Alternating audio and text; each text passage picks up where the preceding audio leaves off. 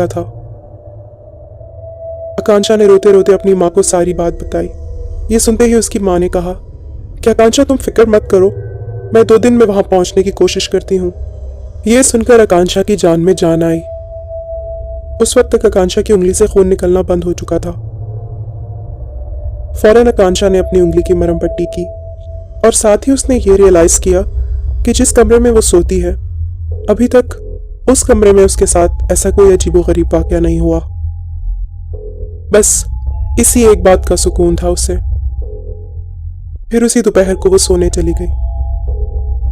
अभी दोपहर को उसकी आंख लगी ही थी कि उसने सोते सोते अपने कानों में एक आवाज सुनी।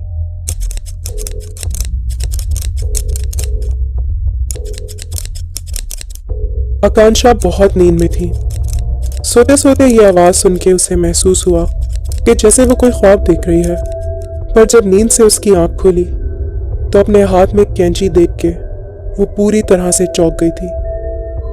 जरूरत है क्योंकि ये सब कुछ तुम्हारे जहन में है, सब तुम्हारी सोच है। जाके आईने में खुद को देखो, तुम्हारे साथ ऐसा कुछ भी नहीं हुआ है जैसा तुम सोच रही हो। आकांक्षा ने गुस्से में फोन काट दिया। उसको इस बात पे शदीद गुस्सा आ रहा था कि उसकी अपनी माँ ही उसकी बातों पे यकीन नहीं कर रही है। रोते रोते उसकी आंखें लाल हो चुकी थी।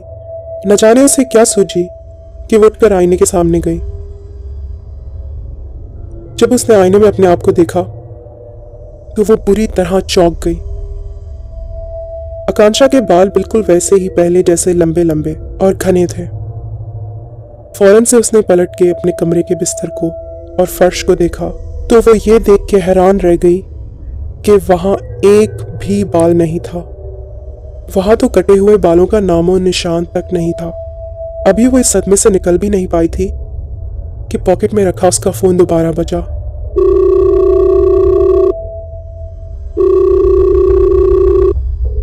इस बार फोन आकांक्षा के डैड का था, जो उसकी आवाज सुनते ही समझ गए थे कि कुछ तो है जो सही नहीं है।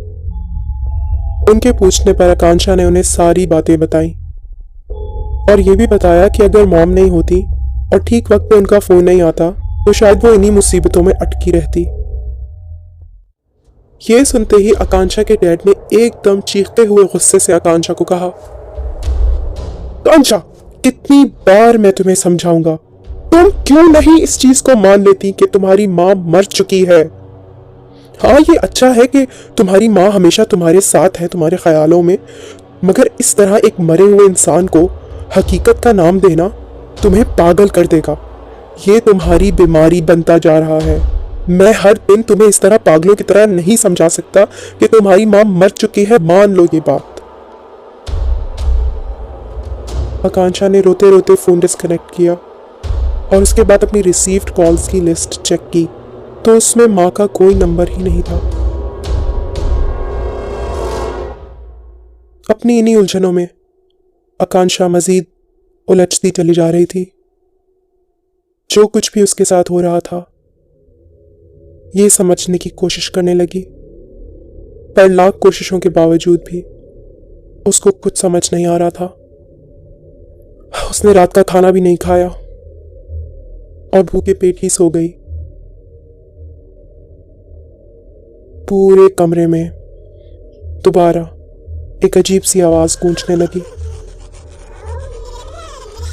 जो आकांक्षा अपने कानों में साफ साफ सुन पा रही थी। यह आवाज उसके फ्लैट के सेकंड बेडरूम से आ रही थी। आवाज बढ़ती जा रही थी। आकांक्षा ने हिम्मत की और उठ के दूसरे कमरे की तरफ गई। आकांक्षा ने डरते डरते कमरे की लाइट जलाई तो आवाज तो बंद हो गई, पर उसकी नजर जब जमीन पर पड़ी तो उसने जमीन पर 2 परछाइयां देखी। वो डर के मारे भागते हुए अपने कमरे में गई और अभी उसने अपने कमरे का दरवाजा बंद किया ही था कि पॉकेट में रखा उसका फोन बज उठा।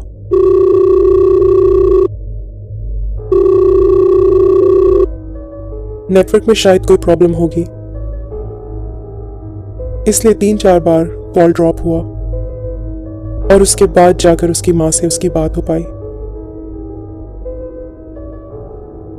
आकांक्षा ने रोते रोते अपने साथ हुई सारी बात अपनी मां को बताई, जिसे सुनकर मां ने कहा कि आकांक्षा, इसमें इतना घबराने की कोई बात नहीं है।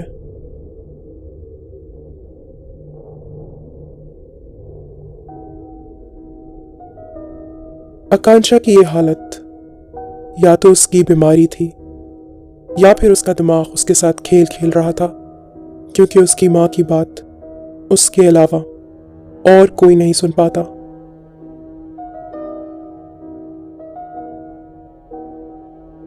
इंसान का दिमाग वही सच मानता है जिसको वो खुद सच मानना चाहता है।